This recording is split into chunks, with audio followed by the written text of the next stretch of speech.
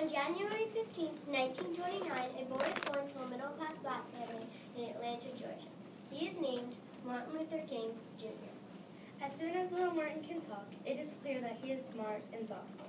It is not yet clear that in a short lifetime, he will change the world. Martin's first friend is a little white boy named Arthur. When the two boys turn 6, they start schools, at different schools. Martin is confused. Mother, why don't me and Arthur go to the same school? He goes to the white school. You go to the black school. But what comes next is even more confusing. My daddy says you and I can't play together anymore. Why not? Because you're black and I'm white. Martin tells his parents what Arthur said. Why would his daddy say that? Martin's parents look at each other. Martin, honey, there are some things that you must begin to understand about our world. I wish we could have waited until you're older to have this discussion. That night, Martin's parents explain it all to him. Less than 100 years ago, their people were slaves in the very city they live in. Many people in their community still discriminate against them because of the color of their skin. Some of these white people have spent their last breath trying to make sure you don't enjoy the rights and privileges they do. Don't scare the boy. He has to know the truth. He's not safe otherwise. They tell Martin about the unfair Jim Crow laws enacted to keep blacks and whites separate. You must be careful not to use the white water fountains, restrooms, waiting rooms, and restaurants. They tell Martin about lynchings and terrorists called the Ku Klux Klan. Soon Martin's head is spinning. Finally, his mother leans in close to him. Listen to me carefully, Martin. These unfair laws, these messengers of hate, are meant to do only one thing: make you feel like you're not as good as other people. Martin listens to her words. You must not let that happen. You must always remember God made you as good as anyone else. Got that? Yes, Mother. When Martin is 14, he enters and wins a debate contest in a nearby town. Afterwards, he and his teacher, Mrs. Bradley, board the bus for the long ride home. Soon the bus is crowded and still more passengers are getting on. Martin sees the driver looking at him in the rearview mirror. Don't just sit there. Get up. These two white people need seats. You two better move to the back where you belong. Martin does not move. The bus driver curses him. I could send you to jail for this. Martin, I know this is humiliating, but will you move for my sake? Finally, Martin agrees to give up his seat. He and Mrs. Bradley stand for the 90-mile journey home. Later, Martin writes these words in his autobiography. That night will never leave my memory. That is the angriest I have ever been in my whole life. That summer, Martin travels to Connecticut to work on a tobacco farm. He is shocked by the different way of life in the North. He writes his father a letter. On our way here, we saw some things I had never expected to see. After we passed Washington, there was no discrimination law. The white people here are very nice. We go to any place we want and sit anywhere we want to. When he returns home, Martin is heartbroken by the way Southern black people still suffer from oppression. One day I'm going to help my people, but how? Martin enrolls in a college when he is only 15. After graduation, he decides to become a minister like his father. He goes up north to study for his master's degree and PhD. His life changes when he sees a lecture on the life of Mahatma Gandhi. Martin and his fellow students spend hours talking about him. What do we know about Gandhi? He was a native Indian when India was a British colony. He wanted to find a way to free India from the British. Gandhi knew that his poor and oppressed people didn't stand a chance against the terrifying British Army. The only way to defeat them was through nonviolent protest. So he began organizing sit-ins and boycotts against the British government. He went on hunger strikes. He and his fellow protesters were beaten and jailed by the British, but he tried to make sure that they never fought back. Eventually, with the whole world watching, the British were shamed to giving India her independence. How did Gandhi convince his people not to fight? He said that the greatest power on earth was love and belief in justice. He called this satyagraha, which means soul first, force. The idea is to refuse to cooperate with the evil system. The forces of evil cannot withstand the forces of love. A light bulb goes on in Martin's head. That's exactly what Jesus preached. Love your enemy, violence only begets violence. Suddenly, Martin knows how he can help his people. Nonviolent resistance. The chain of hatred must be cut. And when it is broken, a brotherhood can begin. In 1955, Martin earns his graduate degree. He gets married. He and his new wife, Coretta, move to Montgomery, Alabama, where he takes a job as a Baptist minister. At the time, Montgomery is a very segregated city. It is run by a racist white government with terrible Jim Crow laws. For instance, blacks are only allowed to sit in the back of buses. And even in the back, they must give up their seats to whites if there are no other seats. One day, on a crowded Montgomery bus, a brave black woman named Rosa Parks refuses to give up her seat to a white man. She is arrested and thrown in jail. Martin is in his office when his friend E.D. Nixon calls to tell him about the arrest. Martin, we have taken this treatment for too long. Mrs. Park is going to challenge her conviction in court, but that's not enough. We must take action. It's time to boycott the buses. Martin realizes he must now put the theories of nonviolence to the test. He is elected president of the boycott committee.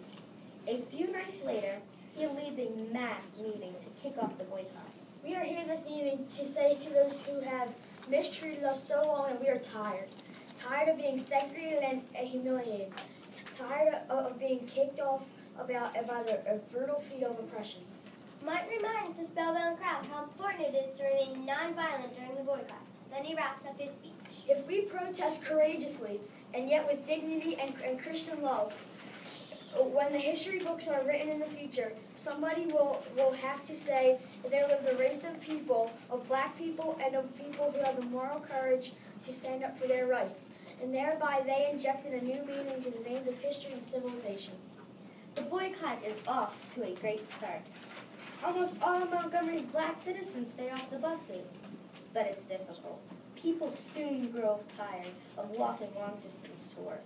Carpools are started, and black taxi companies charge only the bare bus fare to drive boycotters to work. But still, most people have to walk. Martin speaks at a meeting twice a week and to inspire the troops.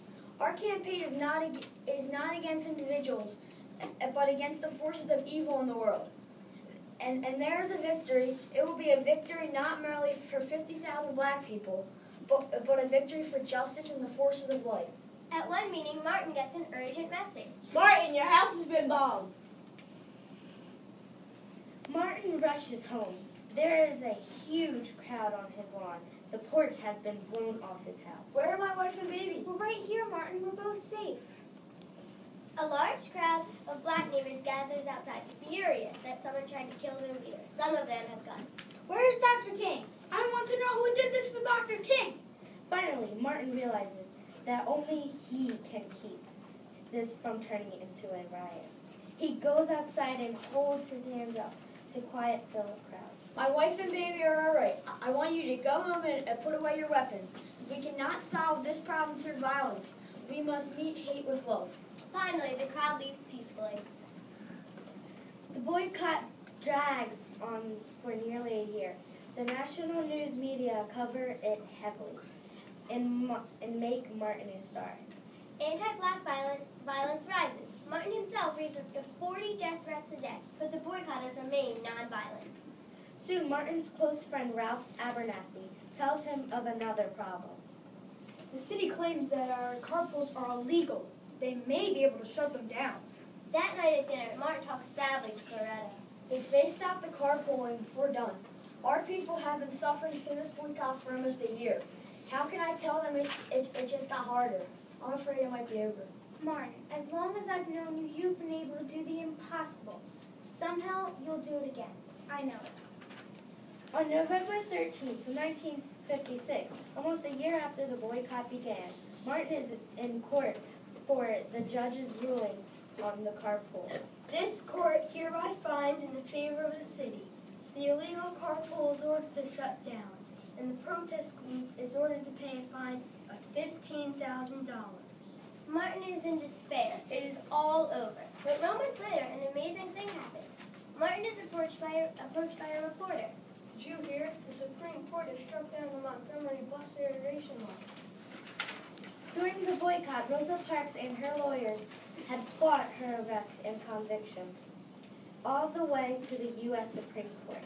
Now the court has ruled that the Montgomery bus segregation law is against the Constitution. Martin and the Montgomery boycotters have won. That night, a huge crowd assembles at Martin's church. They scream and cheer as he takes the podium. We must not take this victory over the white man, but as a victory for justice and democracy. In the past, we have sat in the back of the buses, and this has indicated a basic lack of self-respect. It shows that we have thought of ourselves as less than men. On the other hand, the white people have sat in the front of the buses and thought of themselves as superior. Both approaches are wrong. Our duty is going back to the buses is to destroy this superior-inferior relationship. It is our duty to act in a manner best designed to establish man's own. Through his nonviolent resistance movement, Dr. Martin Luther King Jr. went to lead and win most of the major battles of the civil rights movement. In 1964, he won the Nobel Prize for Peace.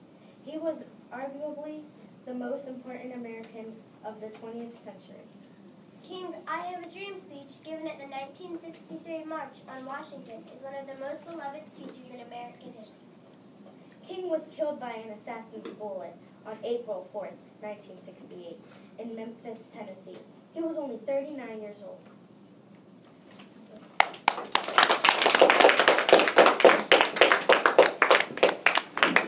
Very nice. Alright, let's see if we can get everyone. Go ahead, everyone. Take a bit. No, that's not what we want to do.